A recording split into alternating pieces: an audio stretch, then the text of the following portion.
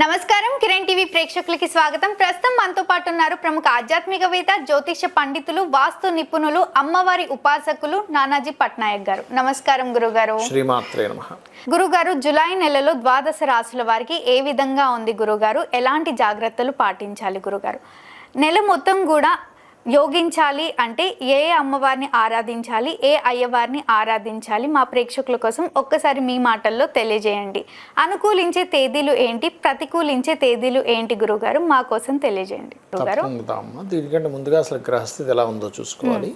కుంభంలో రాహువు, మీనంలో శని, అవును, వృషభ రాశిలో శుక్రుడు ఉన్నాడు. అదేవిధంగా మిథునంలో రవి గురువులు కలిసి ఉండి 15వ తేదీ నుంచి రవి 16వ తేదీ ఆల్మోస్ట్ 15 మధ్యాహ్నం 16వ తేదీ నుంచి కర్కాటకంలోకి ఎంటర్ అవుతాడు. అలాగే కర్కాటకంలో బుధుడు, సింహరాశిలో కుజుడు, కేతువు. ఈ యొక్క చంద్రుడు 1వ తేదీ నుంచి మొత్తం మనకి కర్కాటకం వరకు ఈ యొక్క 30 రోజులు సంచారం అనేటువంటిది జరుగుతుంది. ఈ మాసం 31 రోజులు, జూలై మాసం కాబట్టి. గురుగారు, తులా రాశి వారికి ఏ విధంగా ఉంది? ఎలాంటి జాగ్రత్తలు పాటించాలి గురుగారు? తులారాశి వారికి ఇప్పుడున్న పరిస్థితుల్లో ఏంటంటే లగ్నాధిపతి అష్టమంలో ఉన్నందుకు కొన్ని ఇన్సూరెన్సెస్ మూలంగా కలిసి వస్తుంది. దాంతోపాటు కొంత ఇంట్లో తక్కువగా ఉండడం, వేరే ప్రాంతాలకు ఎక్కువ తిరగడం చేస్తూ ఉంటారు. ఫైనాన్స్ విషయంలోని ఎక్కువగా ఈ ధనాన్ని ఇక్కడ పెడితే ఎక్కువ వ్యాపారాలు, ఎక్కువ లాభాలు వస్తాయి అనుకునేటువంటి నిర్ణయాల విషయాల్లోని చాలా జాగ్రత్తగా ఉండాలి. అందులో ముఖ్యంగా 1వ తేదీ మరింత జాగ్రత్తగా ఉండాలి. ఇక 14, 15వ తేదీలు సంతానం కోసం ప్రయత్నము, కొత్త ఫ్రెండ్స్తో కలయిక, అదేవిధంగా కొన్ని నిర్ణయాలు తీసుకునే విషయాల్లోని కొద్దిగా జాగ్రత్తగా ఉండాలి. ఓకే గురుగారు. అలాగే మరొక విషయం ఏంటంటే ఇక్కడ సిబ్లింగ్స్కి అంటే వీళ్ళ యొక్క తోబుట్టువులకి దూర ప్రాంతానికి పంపించడం, విదేశాలకి పంపించేటువంటి విషయాలు అనుకూలంగా ఉంటాయి. లేదా తోబుట్టువుల మూలంగా వీళ్ళు విదేశాలకు వెళ్ళడం కూడా జరుగుతూ ఉంటుంది. అదేవిధంగా హోమ్ లోన్స్ లభిస్తాయి. చెప్పాలంటే లోన్స్ కోసం చేసే ప్రయత్నం ఫలిస్తుంది. ఖచ్చితంగా గృహయోగం అయితే వీళ్ళకి ఇక్కడ ఉంది. కాకపోతే కాస్త వాహనాల మీద వెళ్ళేటప్పుడు ఎక్కువ స్పీడ్గా వెళ్ళకూడదు, ఎంతైనా లగ్నాధిపతి అష్టమంలో ఉన్నాడు కాబట్టి. అదేవిధంగా ఇందాక మనం చెప్పుకున్నట్టుగా ముఖ్యంగా ప్రెగ్నెన్సీ లేడీస్ 14, 15 తేదీలో మరింత జాగ్రత్తగా ఉండాలి. పంచమంలో రాహు ఉన్నందుకు సర్వసాధారణంగా వాళ్ళకి ఏదైనా పీసీఓడి ఇట్లాంటి ప్రాబ్లమ్స్ ఏదైనా ఉంటే ముందుగా చెక్ చేయించుకొని చేసుకోవడం అనేటువంటిది మంచిది. ఇక వివాహ సంబంధించినటువంటి విషయంలో ముఖ్యంగా మంగళవారాలు, ఆదివారాలు ఎటువంటి వివాహ నిర్ణయాలు తీసుకోకూడదు. జాబ్ ఒకటే కాకుండా సైడ్ బిజినెస్ ఏదైనా చేసుకుందాం అనుకునేటువంటి వారికి ఇప్పుడున్నటువంటి గ్రహస్థితి అనుకూలంగా ఉంది వీరికి చెప్పాలంటే. కాకపోతే బిజినెస్లో ఎక్కువ ఎక్స్పెక్టేషన్స్ పెట్టుకొని ఏదో వచ్చేస్తుంది అనుకుని ఒక్కోసారి విపరీతంగా ఇన్వెస్ట్మెంట్స్ చేస్తూ ఉంటారు. అటువంటి తప్పిదాలు మాత్రం ఎట్టి పరిస్థితుల్లో చేయకూడదు.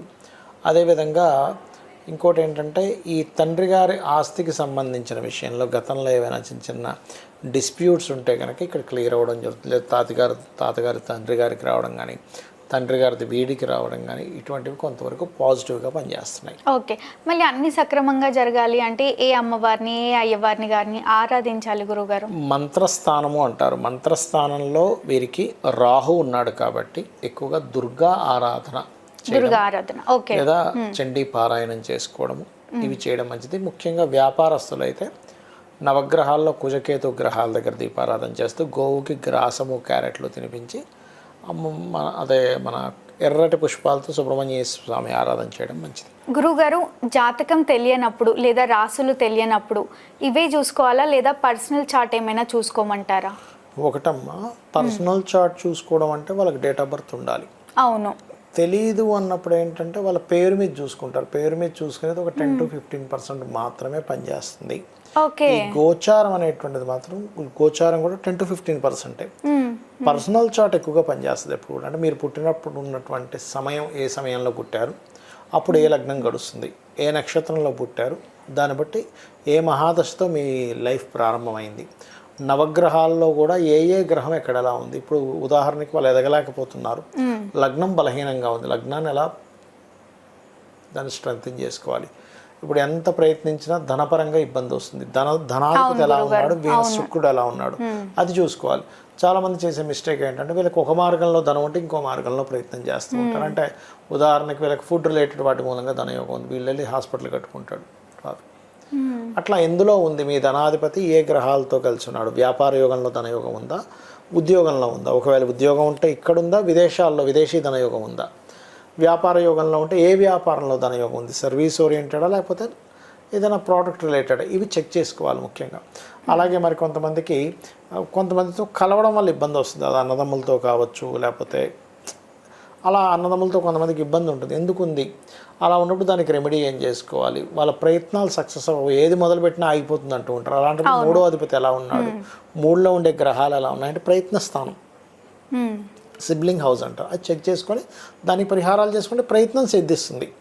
మరి కొంతమందికి ఎప్పుడు గృహం కొన్నా ఇబ్బంది వస్తూ ఉంటుంది, ఎందుకంటే చతుర్థ భావం పాడవుతుంది. చతుర్థ భావం పాడైతే ఏమవుతుందంటే వీళ్ళకి విద్యా విషయంలో ఇబ్బంది, గృహాలు కొనుక్కుంటే ఇబ్బంది, ఎప్పుడు ఏదో ఒక బ్యాడ్ నేమ్ రావడం జరుగుతూ ఉంటుంది, శీలస్థానం అంటారు. అలాంటప్పుడు చతుర్థాధిపతి మహాదశలు నడుస్తున్నాయి, ఇది ఒక్కోసారి హెల్త్ని కూడా ఇబ్బందిస్తుంటుంది, ఎందుకంటే ఇమ్యూనిటీకి వ్యయస్థానం కాబట్టి చతుర్థాధిపతికి సంబంధించిన దానం ఇవ్వడము, చతుర్థాధిపతి ఎవరో తెలుసుకుని దానికి ఆ రకంగా మెలగడం చేస్తూ ఉండాలి. ఇది తల్లితో ఉండేటువంటి రిలేషన్ కూడా చెప్తూ ఉంటుంది. వాహనాల మీద వెళ్ళేటప్పుడు 4-8 కనెక్టివిటీ వచ్చింది, వాహన ప్రమాదాలు ఆ దశలో ఏమైనా నడుస్తున్నాయా, ఆ సమయంలో కొంత జాగ్రత్తగా ఉండడం చేస్తూ ఉండాలి. ఎప్పుడు కూడా గ్రహం ఏంటంటే మనం ఏదైనా రాంగ్ స్టెప్ వేస్తున్నాం చూసుకోండి, అప్పుడే ఎఫెక్ట్ ఇస్తుంది. కానీ నేను రైట్ స్టెప్లో ఉండాలి, నేను ఇక్కడ కూడా ఇది అవ్వకూడదని జాగ్రత్తగా భగవంతు ఆరాధన చేసుకుంటూ వెళ్తున్నట్లయితే అక్కడ గ్రహం కూడా ఆటోమేటిక్గా అది దాని ప్రభావం తగ్గించుకుంటుంది. అలాగే చాలామంది రైట్ టైంలో కొన్ని పనులు చేయరు. అంటే ఎలాగా అంటే వివాహం చేసుకోకూడని సమయంలో చేసుకుంటారు, వివాహానికి మంచి గోచారం ఉన్నప్పుడు చేసుకోరు. ఎప్పుడు కూడా వివాహ సమయం అనేది ప్రతి ఒక్కరికి 3 నుంచి 5 సార్లు వస్తుంది. ఏ ఇయర్లో ఏ మంత్స్లో ఎక్కువగా ఉంది చూసుకుని ఆ మంత్స్లో ఏ పార్ట్నర్తో మీరు వివాహం అంటే ఎవరితో మీరు వివాహం చేసుకుంటే మీ మైండ్ సెట్లు కలుస్తాయి చూసుకోవాలి. ఇంకోటి ఏంటంటే వివాహ పొంతనలో కూడా 36 పాయింట్లకి 18 వచ్చేసాయని చూసుకుంటారు. అది ఓన్లీ జస్ట్ బేసిక్ వరకే.